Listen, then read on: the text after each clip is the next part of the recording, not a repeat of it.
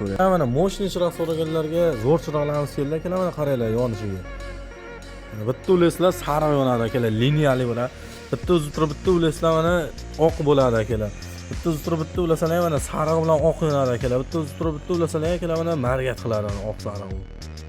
Undan tashqari akalar mana fatfanligi ham bo'ladi, 3 ta simli bo'ladi akalar mana.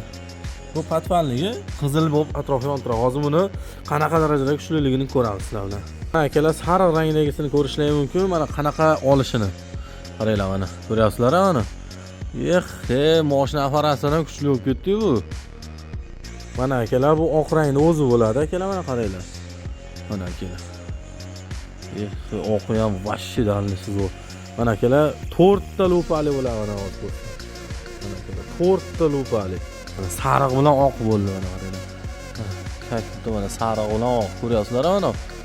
Qanaqa olishini yondiradi uni. Mana akalar. Ko'ryapsizlar, qanaqa moshni chiroq. Ila akalar fatfanligi bo'ladi. Mana akalar fatfanligi mana bunaqa holatda bo'ladi. Kechqurun video berib yuradi. Video yoqqan bo'lsa bitta like bosib, do'stlar jo'natishni unutmanglar akalar. Shu narsa kerak bo'lsa kimgadir bizni Telegram kanalda bemalol sotib olishingiz mumkin akalar. Optim narxlarda qilib beramiz.